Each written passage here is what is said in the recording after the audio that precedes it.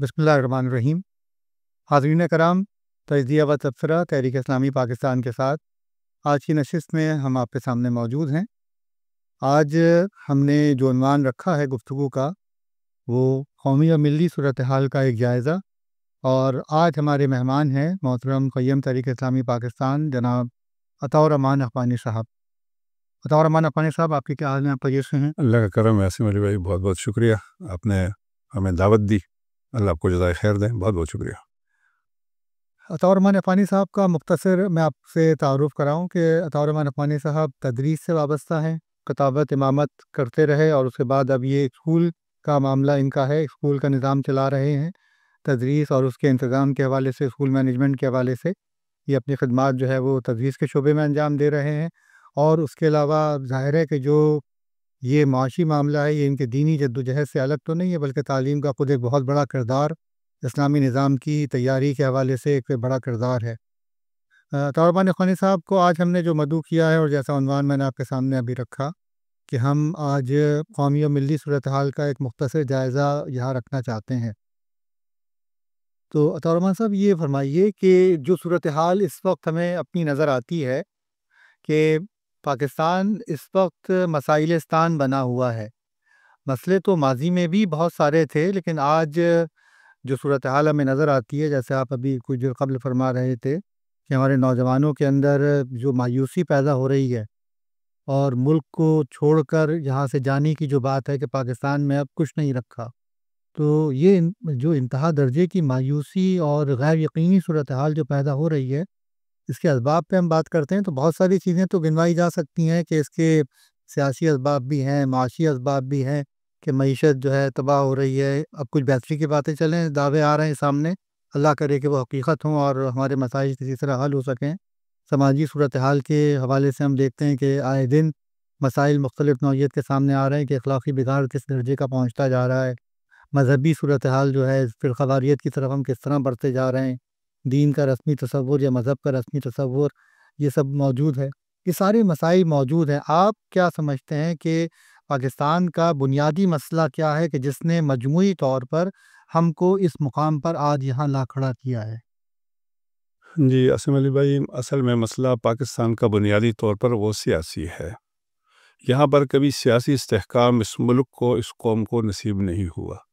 जब भी ये मुल्क कहीं जमहूरी तौर पे, सियासी तौर पे थोड़ी सी तरक्की करता है तो आगे ब्रेक लगा दी जाती है, रुकावट पैदा कर दी जाती है और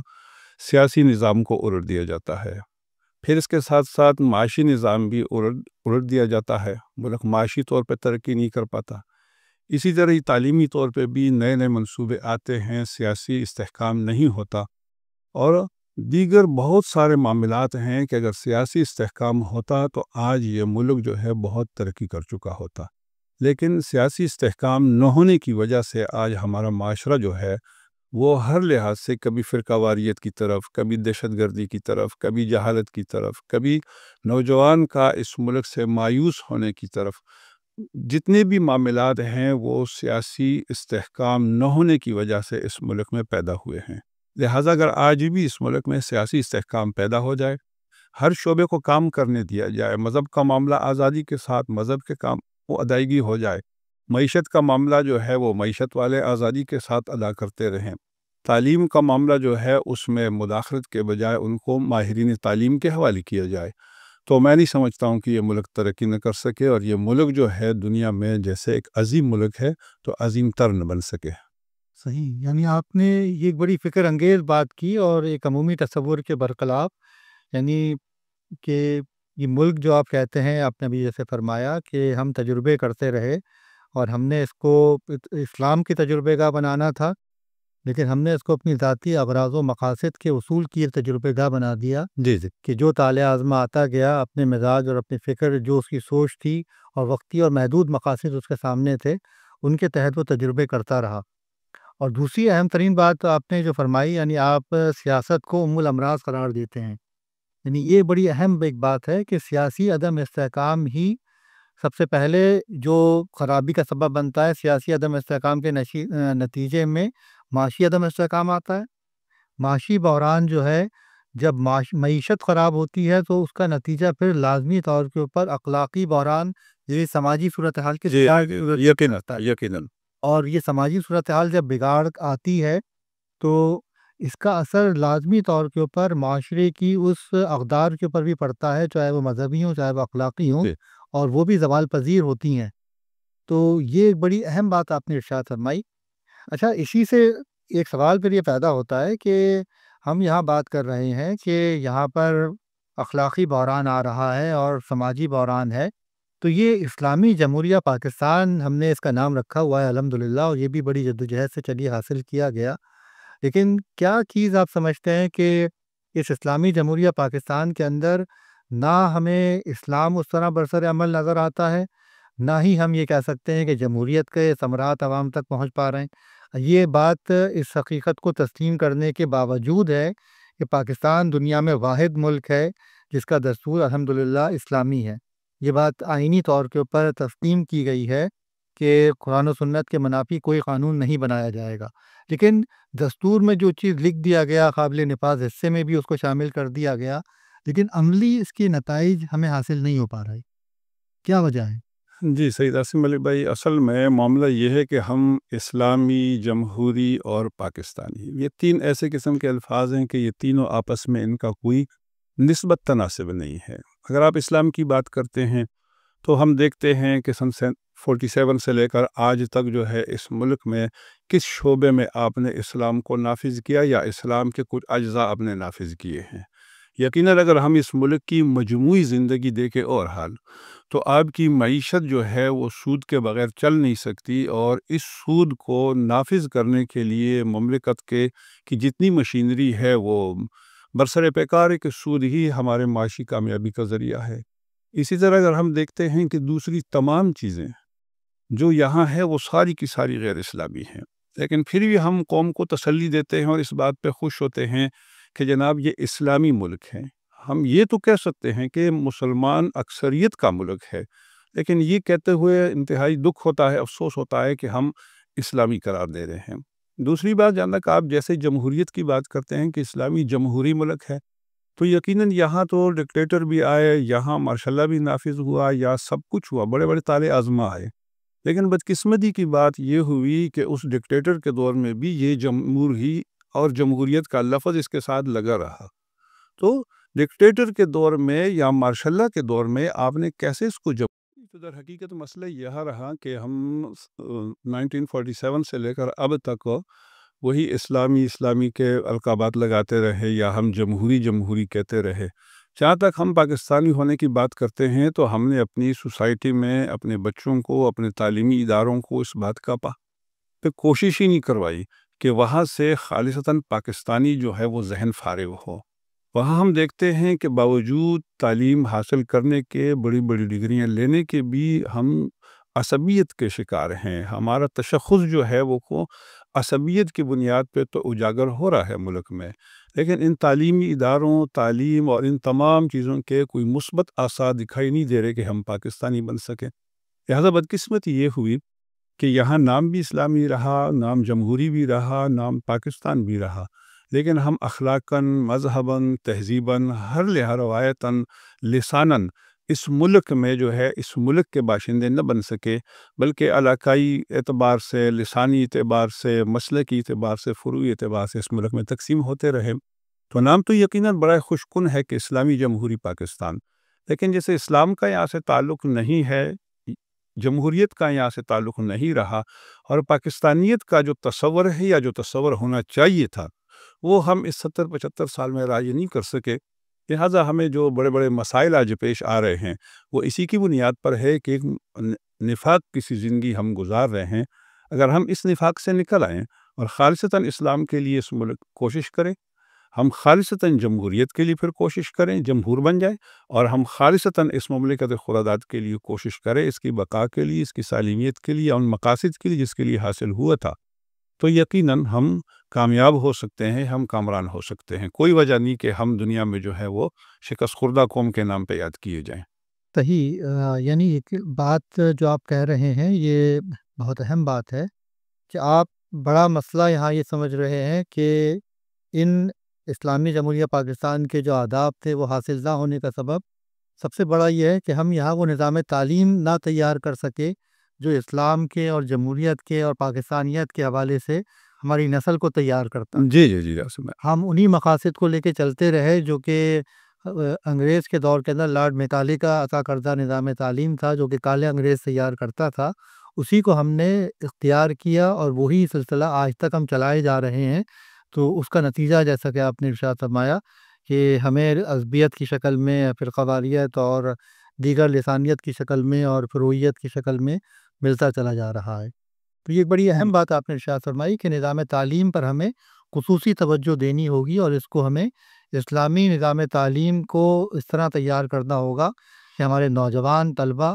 مسلمان پاکستانی بن سکیں۔ پاکستانی بن سکے، جی جی۔ ٹھیک ہے، صحیح۔ اچھا، اب یہ مسلمان کے اوپر ہم اتنا زور دیتے ہیں تو سیاسی جماعتیں تو ظاہر ہے کہ وہ سیاست کے میدان میں اپنی کارکردگی دکھانے کی بات کرتی ہیں،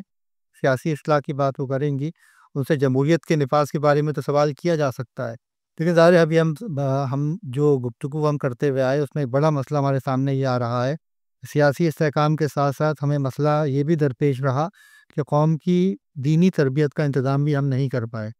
تو پاکستان میں مذہب کے نام پہ کام کرنے والی بے شمار جماعتیں ہمیں نظر آتی ہیں، تو آپ اس کو کس طرح دیکھتے ہیں کہ یہ جماعتیں موجود ہیں، بڑے بڑے ان کے اجتماعات ہو رہے ہیں، لاکھوں کے 20-30 لاکھ کا مجموعہ ان کے پاس اکٹھا ہوتا ہے، انتخابی سیاست کے حوالے سے دیکھیں تو ہمیں یہاں بھی بڑے نام نظر آ جاتے ہیں، لیکن اگر ملک کی حقیقی اخلاقی اور دینی صورتحال کے لحاظ سے ہم دیکھیں تو اس کا وہ اثر ہمیں نظر نہیں آتا۔ تو یہ مذہبی صورتحال مذہبی جماعتوں کے حوالے سے یہ اس کو آپ کس طرح دیکھتے ہیں؟ یہ عاصم علی بھائی، اصل میں ہماری بدقسمتی یہ ہے کہ یہاں ہم مذہبی جماعتوں کے بارے میں جو تصور ہیں تو وہ جو کام انہیں کرنا چاہیے تھا وہ کام تو نہیں ہو رہا، کہ ان کے کام سے، ان جماعتوں کے کام سے اسلام کو فائدہ پہنچتا۔ لازم بات ہے، سب کی ٹارگٹ جو ہے وہ اسلام کی سربلندی ہے، اور بہت ساری تنظیمیں جماعتیں کام کر رہی ہیں، تو پھر یقیناً یہ بات قابل غور ہے کہ پھر اسلام یہاں نافذ کیوں نہیں ہوتا، اسلامی سوسائٹی ترقی کیوں نہیں کر پاتی، یا اسلام جو ہے وہ یہاں دیگر افکار پہ غالب کیوں نہیں آتا۔ لیکن بنیادی طور پہ بدقسمت یہ ہے کہ یہاں پارٹی یا جماعتی بنیاد پہ جو کام ہو رہا ہے وہ مسالک کے لیے ہو رہا ہے، وہ فرقوں کے لیے ہو رہا ہے، یا وہ مسلکوں کے لیے ہو رہا ہے۔ وہاں اسلام کی سربلندی مقصود ہی نہیں ہے، الا ماشاء اللہ کے چند ایک آدھ جماعت جو ہے وہ اس بیس پہ پاکستان میں کام کر رہی ہو کہ وہ مسلکوں سے بالا تر ہو، وہ فروعات سے بالا تر ہوں، وہ فرقوں سے بالا تر ہو، یا وہ محدود شخصیات کے افکار سے بالا تر ہو کے وہ اس بیس پہ کام کریں۔ تو یہ سوچ ہمارے پاس پروان چڑھی ہی نہیں ہے، اور آپس میں انتشار اور افتراق ہماری جماعتوں کا اتنا ہے کہ اگر ہم لڑ تو نہیں رہے، لیکن ہماری تمام صلاحیتیں جتنی اللہ نے ہمیں دی ہیں، وہ قلم کی ہیں، وہ زبان کی ہیں، وہ تقریر کی، وہ کسی بھی چیز نوعیت کی صلاحیتیں ہیں جو ہم دین کے لیے استعمال کرتے ہیں، تو ان کا اکثر حصہ فروعی مسائل پہ، مسلکی مسائل پہ، فرقہ وارانہ مسائل پہ، وہ ایک دوسرے کے خلاف ہماری صلاحیتیں صرف ہو رہی ہیں۔ ہم جب بولتے ہیں، اسپیچ کرتے ہیں، تقریر کرتے ہیں، ہمارے اجتماعات آپ دیکھ لیجئے، وہ جمعے کے اجتماعات ہوں، وہ عیدین کے اجتماعات ہوں، وہ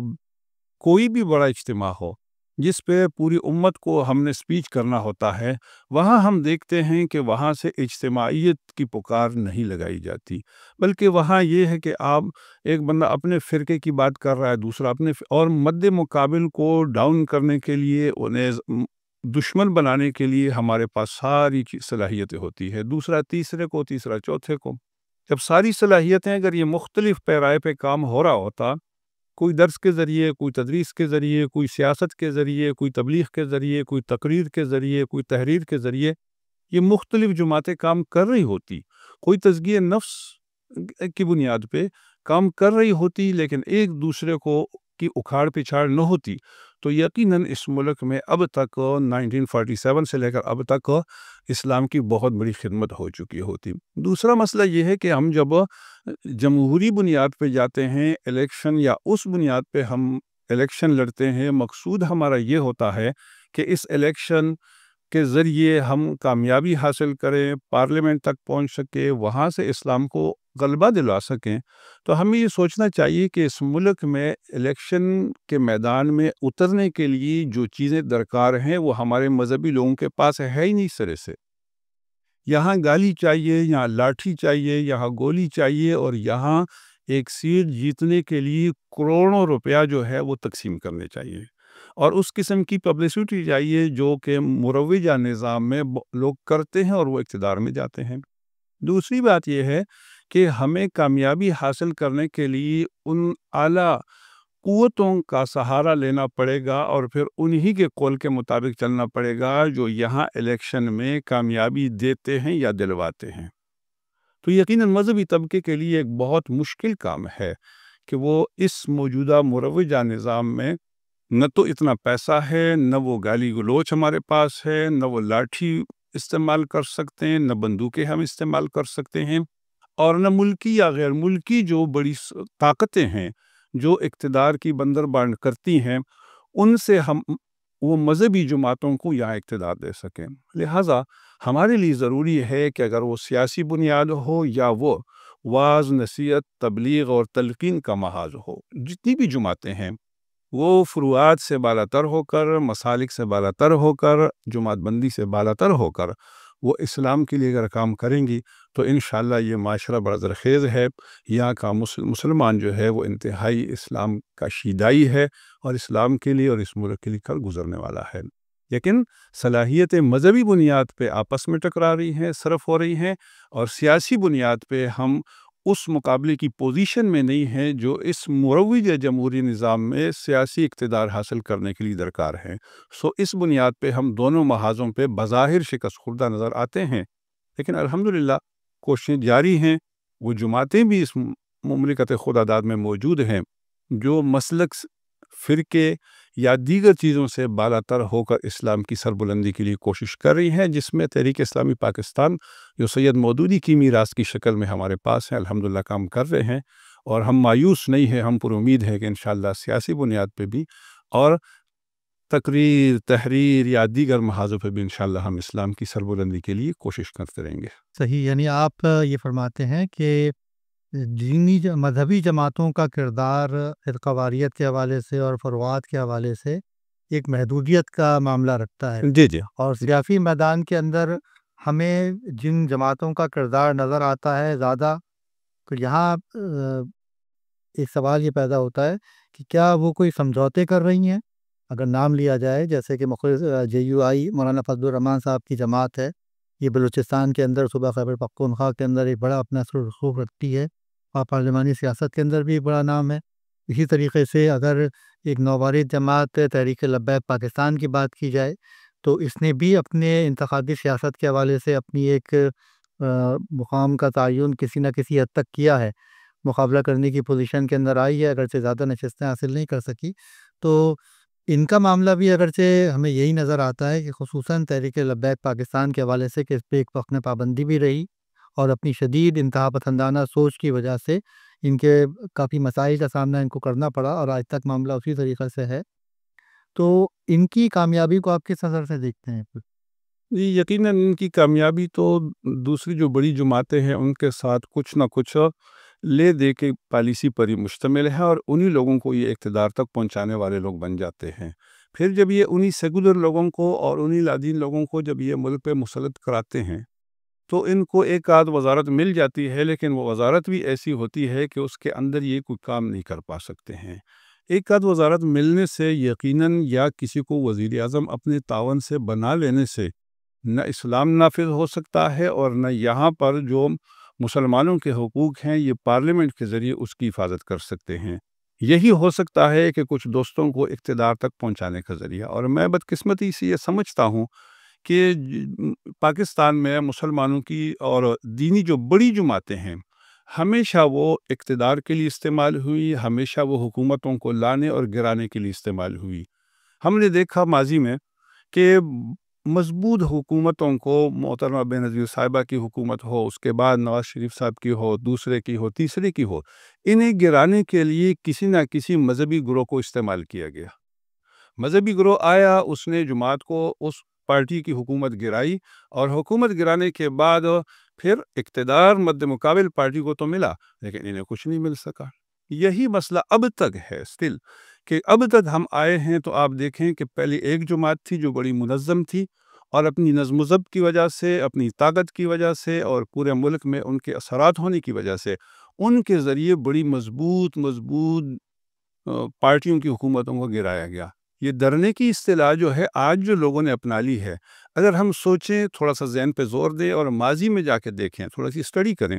تو یقیناً ماضی قریب میں یہ ڈرنے کی اصطلاح ہماری ایک بہت بڑی منظم مذہبی جماعت نے استعمال کی تھی، اور وہ بھی اسلام آباد میں یہی کچھ ہوا جو آج جو ہے اسلام آباد میں ہوا. وہاں بھی لاٹھی چلی، وہاں گولی چلی، وہاں بھی لاشیں جو ہے وہ نصیر اللہ بابر صاحب اغوا کر چکے تھے، وہاں بھی یہی ہوا، لیکن حکومت گرا دی گئی. لیکن حکومت گرانے، لاشیں دینے، اور اس وقت کی جو اسلامی جماعت تھی اس کے قائد کے ساتھ بھی جو لاٹھی چارج کے ضمن میں ان کے ساتھ جو کچھ ہوا، وہ تصاویر آج بھی موجود ہیں، وہ آج بھی محفوظ ہیں. لیکن اتنی تکالیف، بچوں کی شہادتوں کی قربانیاں، اور سب کچھ دینے کے بعد، سب کچھ قربان کرنے کے بعد، میں سمجھتا ہوں کہ افسوس مجھے یہ ہے کہ اقتدار دوسروں کو ملا، ہمیں تو ایک وزارت بھی نہ مل سکی. اور یہی چیز جے یو آئی کی ہے کہ ہر دور میں ایک اقتدار میں لانے کے لیے دوسری پارٹی کو یا کسی حکومت کے خلاف احتجاج کے لیے انہیں استعمال تو کیا جاتا ہے، لیکن افسوس ہوتا ہے کہ بعد میں ایک آدھ وزارت مل جاتی ہے، یا کچھ ایک آدھ دوسری تیسری کوئی سیٹ مل جاتی ہے، لیکن افسوس کہ اس کے ذریعے آپ اسلام یا یہاں کے مسلمانوں کی کسی بھی قسم کے حق کی حفاظت نہیں کر سکتے ہیں. ہاں، شخصی طور پہ آپ کو فائدہ ہوتا رہتا ہے کہ اسی اسلام کے نام پہ اور اسلامی پارٹی کے نام پہ کچھ جماعتیں جو ہے وہ حکومت میں ان رہتی ہیں. شاید ان کو یہ شوق تو ہوتا ہے کہ ان کی گاڑی پہ جھنڈا لگے، وہ وزیر بن جائیں، یا ان کو کچھ مرات مل سکیں، یا اسلام آباد کے پارلیمنٹ تک پہنچ سکے، یا وہاں جو ہے M N As, M P As hostel میں ان کو قیام مل سکے. لیکن ہم سمجھتے ہیں کہ اس دور میں اسلام کو کیا فائدہ پہنچتا ہے، اسلامی نظام کو کیا فائدہ پہنچتا ہے، ان کے آنے سے مسلمان کو آج تک کیا فائدہ پہنچا. جناب، یہ بڑا اپنے حساس موضوع کے اوپر بہت وضاحت کے ساتھ ایک بات جو کی، بہت بڑے المیے کی آپ نے نشاندہی فرمائی کہ ہماری دینی جماعتیں، فرقہ وارانہ جماعتیں تو اپنی طرف، لیکن دینی جماعتیں خود کیا کرتی رہیں اور ان کی جدوجہد کا حاصل کیا رہا. یہ ایک بہت ہی حساس موضوع ہے جس کی طرف آپ نے اشارہ کیا.